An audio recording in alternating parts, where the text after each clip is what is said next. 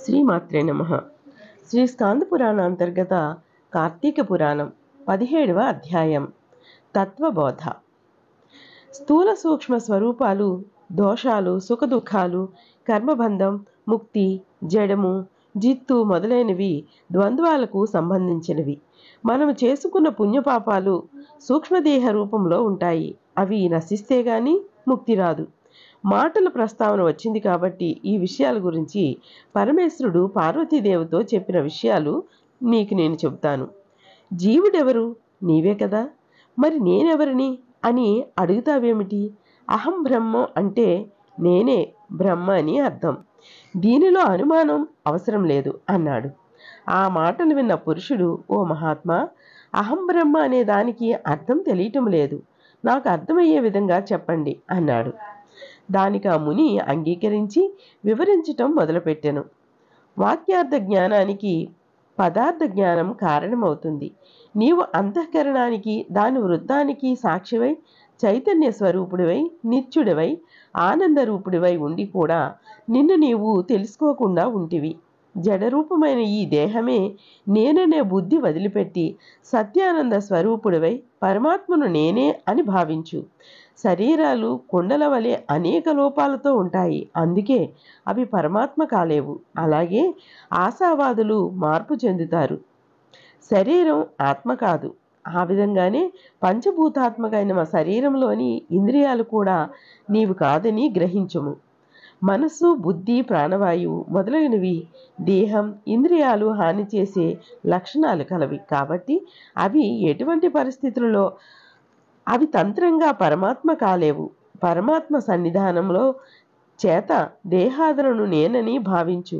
జనన మరణాదులు సర్వాన్ని సూదంటి రాయవలే గ్రహిస్తూ ఉంటాడో అతడేనని భావించు. ఏ వస్తువు సన్నిధానం బలం వల్ల జడమును దేహేంద్రియమున ప్రాణములు ఉన్నా జననము లేని ఆత్మని తెలుస్తుందో అట్టి పరమాత్మ నేనని గ్రహించుకో. దీపం వేరు, వెలిగే అగ్ని వేరని ఏ విధంగా తోస్తుందో ఆ విధంగా దేహం వేరు, ఈ దేహంలో ప్రకాశిస్తున్న ఆత్మ వేరని గ్రహించి ఆత్మస్వరూపుడివై ఆ పరమాత్మనే ధ్యానించు.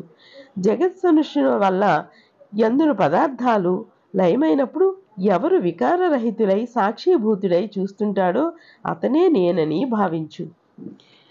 ప్రియాప్రియాలు, సుఖదుఖాలు ఎవరికి సమానములో అంతకన్నా ఎక్కువ ఇష్టులై సర్వసాక్షి అయి ఎవరు తెలుసుకున్నావా వెలుగుతున్నాడో వాడేనని గ్రహించు.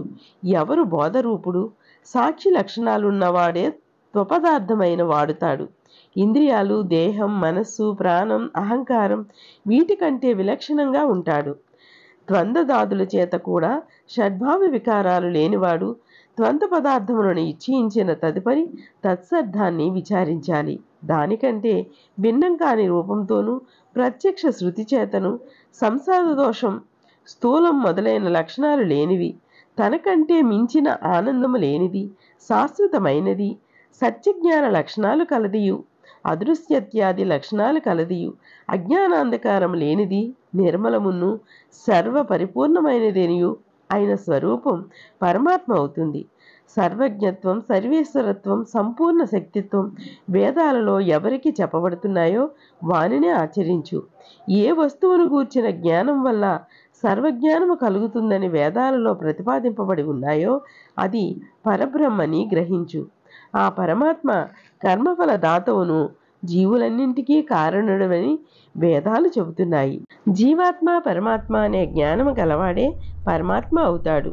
వాక్యములో అతడు, ఇతడు అనే మాటలు ఏ విధంగా ఉంటాయో అదే విధంగా వాక్యార్థాలని పోల్చుకోవాలి. అది అర్థమయ్యే వరకు సమధమాది గుణాలు కలిగి వినడం తెలుసుకొనివ్వాలి. ప్రయత్నించడం అవసరం. గురూపదేశం వలన విషయం స్పష్టంగా బోధపడుతుంది. ఆత్మజ్ఞానం పొందటం కొరకు మంచి పనులు నిర్వహించాలి. చెప్పకుండా ఎవరు ఏ పనిని చేయరు. కాబట్టి గురు శుశ్రూష చేసి ఉపదేశం పొంది యథావిధిగా కర్మ చేస్తూ ఆ కర్మల ఫలితం వలన జన్మలెత్తుతూ యోగ విముక్తుడివై మోక్షాన్ని సాధించుకోవలను. నీ కర్మబంధాలు తొలగిపోయాయి. నీవు ఈ విషయాల గురించి ఆలోచించకు అని చెప్పాడు. అంతా విన్న ఆ పురుషుడు ఎంతో సంతోషంతో కర్మఫలం గురించి తెలుసుకోవాలనే కోరిక వచ్చింది. ఇది శ్రీ స్కాంద పురాణ అంతర్గత 17వ అధ్యాయం సంపూర్ణం. శ్రీమాత్రే నమః. ఓం నమః శివాయ.